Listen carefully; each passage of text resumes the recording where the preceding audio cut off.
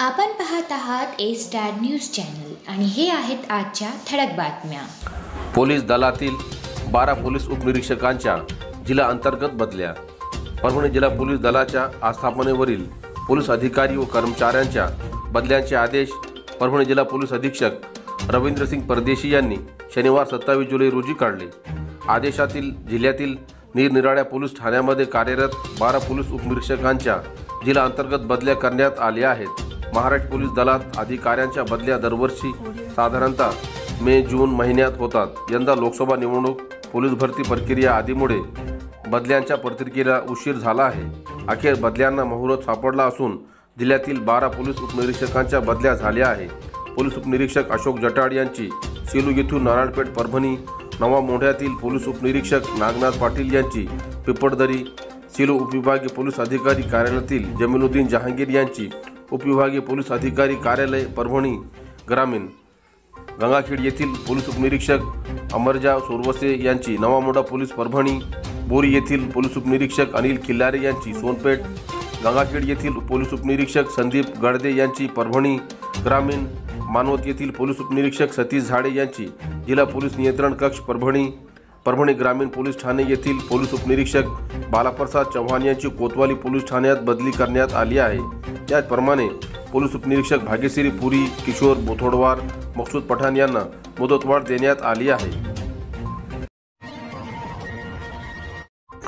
परभणी शहरात संपत्तीच्या वादात कुऱ्हाडी व कोयत्याने मारहाण।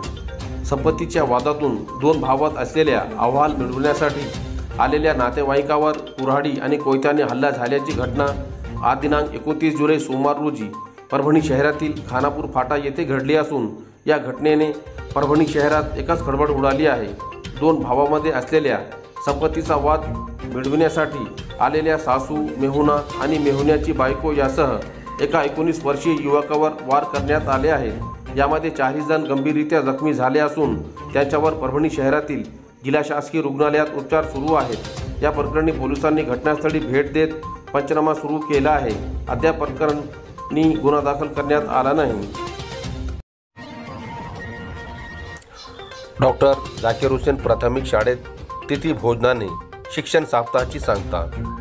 सेलू तालुक्याचे गट शिक्षण अधिकारी यांच्या मार्गदर्शनाखाली 22 ते 28 जुलै दरम्यान सेलू शहरातील डॉक्टर झाकीर हुसेन प्राथमिक शाळेचे मुख्याध्यापक मोहम्मद अब्दुल अलीम सोफीसर यांच्या मार्गदर्शनाखाली शिक्षण सप्ताह मोठ्या उत्साहात साजरा करण्यात आला। या कालावधीत विविध उपक्रमातून विद्यार्थ्यांना काही खूप शिकायला, अनुभवायला मिळाले। यामुळे विद्यार्थ्यांचा खूप फायदा झाला। त्यांच्या अंगी असलेल्या कौशल्याचा विकास झाला। त्यातून शैक्षणिक साहित्य निर्मिती, मातीकाम, मुखवटे तयार केले, तसेच नवीन तंत्रज्ञानाची ओळख झाली। सांस्कृतिक या उपक्रमाअंतर्गत विविध कला सादर करण्याची, शिकण्याची संधी मिळाली। शेवटचा दिवस समुदाय दिवस होता म्हणून आज दिनांक 28 जुलै रविवार रोजी तिथी भोजनने शिक्षण सप्ताहाची सांगता झाली। सतत पाऊस असूनही तिथी भोजनाला मोठ्या संख्येने विद्यार्थी व पालक हजर होते। डॉक्टर झाकीर हुसेन प्राथमिक शाळेच्या वतीने सर्व विद्यार्थ्यांना व त्यांच्या पालकांना मिठाई वाटप करण्यात आली। यानंतर घोषवाक्य, पोस्टर निर्मितीबद्दल माहिती देण्यात आली।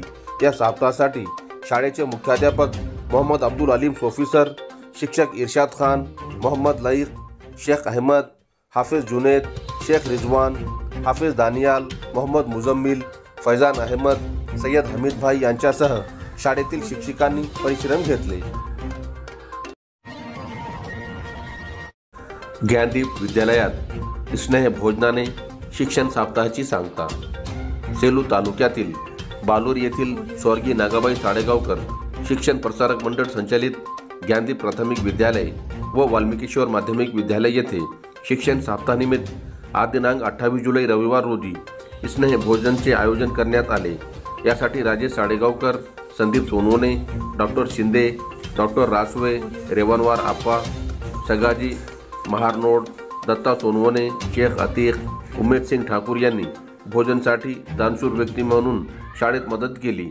सप्ताहातील उपक्रम घेण्यासाठी शाळेतील मुख्याध्यापक आणि शिक्षक आणि शिक्षिका Bhokare SD, Pravin Kshirsagar, Mahadik SA, More BV, Kawade GM, Bonde VN, मडी GR, सोनवणे SR आणि शिंदे JB सह शाळेतील विद्यार्थी आणि पालक यांचा सहभाग होता। देवगाव फाटा येथील आम्रवन विहार येथे पायाभरणीचा कार्यक्रम संपन्न। सेलू तालुक्यातील आम्रवन देवगाव फाटा येथे आज दिनांक 29 जुलै सोमवार रोजी वर्षावास प्रारंभ तथा आषाढ पौर्णिमेचे औचित्य साधून आम्रवन महाविहार देवगाव फाटा येथे तथागत भगवान गौतम बुद्ध यांच्या मूर्तीचे भव्य पायाभरणीचे व धम्मदेसना कार्यक्रमाचे थाटात उद्घाटन संपन्न झाले। कार्यक्रमाच्या अध्यक्षस्थानी माजी आमदार रामप्रसाद बोर्डीकर तर कार्यक्रमाच्या उद्घाटक म्हणून आमदार मेघनादिदी बोर्डीकर यांची उपस्थिती होती। तर प्रमुख मार्गदर्शक म्हणून भदंत शरणानंद महाथेरो, डॉक्टर उपगुप्त महाथेरो, भदंत पय्यरत्न थेरो, भदंत मोतीदानंद थेरो, भदंत पय्या बोधी थेरो, भदंत शीलरत्न थेरो, भदंत शिवली शाक्यपुत्र, भदंत रेवत बोधी भंते, पय्या वंश भंते संघरथ आदींची उपस्थिती होती।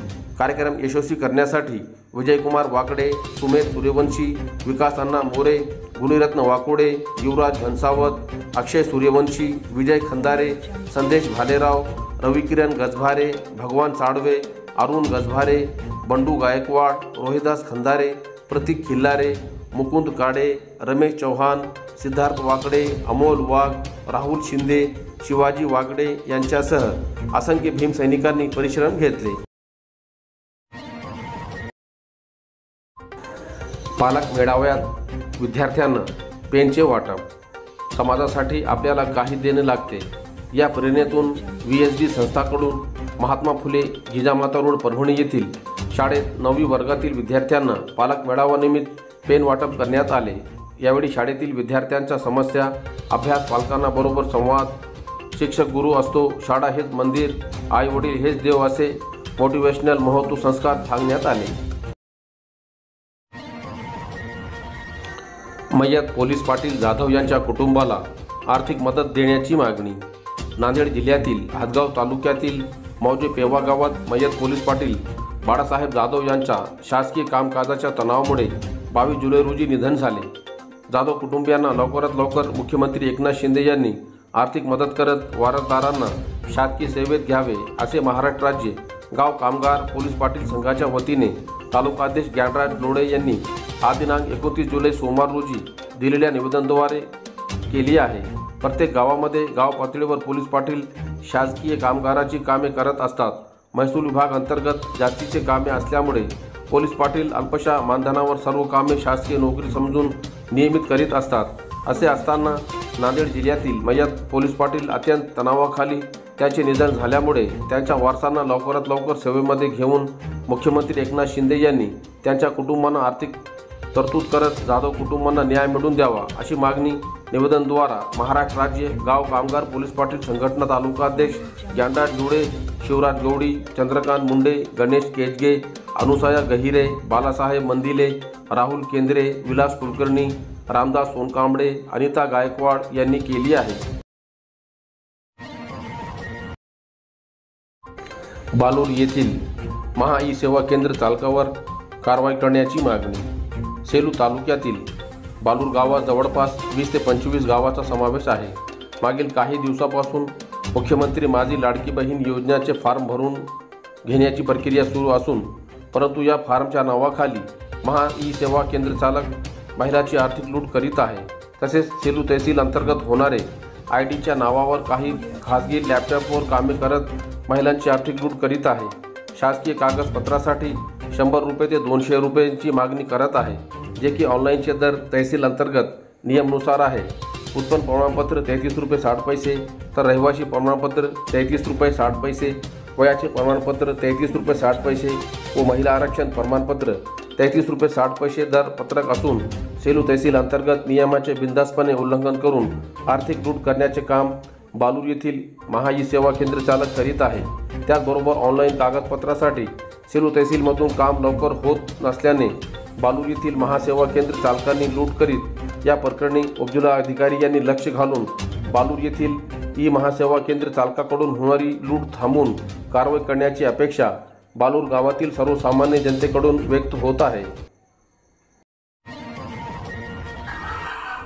सेलू रेल्वे स्थानकावर रेल्वे प्रवासीला मिळाले जीवदान। सेलू शहरातील रेल्वे स्थानकावर मराठा एक्सप्रेसच्या वेळी शनिवार 27 जुलै रोजी रात्री 8:45 वाजता 55 वर्षीय रेल्वे प्रवासी यास रेल्वे स्टेशनवर कर्तव्य बजावणाऱ्या RPFच्या राजकुमार मीना आणि GRPचे गायकवाड यांनी 108 रुग्णवाहिकेतून तत्काळ सेलू शहरातील उपजिल्हा रुग्णालयात रात्री 9 वाजता उपचार हेतू दाखल केले। जखमी रेल्वे प्रवाशाला मात्र वेळेवर उपचार मिळाल्यामुळे त्यास जीवदान मिळाले आहे। हा प्रवासी रेल्वेतून पडला की रेल्वेत चढताना अपघात झाला याची माहिती रेल्वे पोलिसांना नसल्याने माहिती मिळू शकली नाही। शनिवार 27 जुलै रोजी रात्री 8:45 वाजता राजाराम सीताराम मोकाटे वय 55 वर्ष राहणार करडगाव तालुका सेलू हे मराठवाडा एक्सप्रेसने सेलू रेल्वे स्टेशनवर असताना गंभीर जखमी अवस्थेत रेल्वे स्टेशनवर आढळून आला। याची माहिती रेल्वे स्टेशनवर असलेल्या GRPFचे राजकुमार मीना GRPचे गायकवाड यांना कळताच त्यांनी 108 रुग्णवाहिकेचे प्रकाश कांगणे यांच्यासह इतरांच्या मदतीने तत्काळ उपजिल्हा रुग्णालयात दाखल केले। यामुळे वेळीच उपचार मिळाल्याने पुढील अनर्थ टळला। दरम्यान राजाराम मोकाटे हे कसे जखमी झाले हे पोलिसांच्या तपासानंतरच कळेल।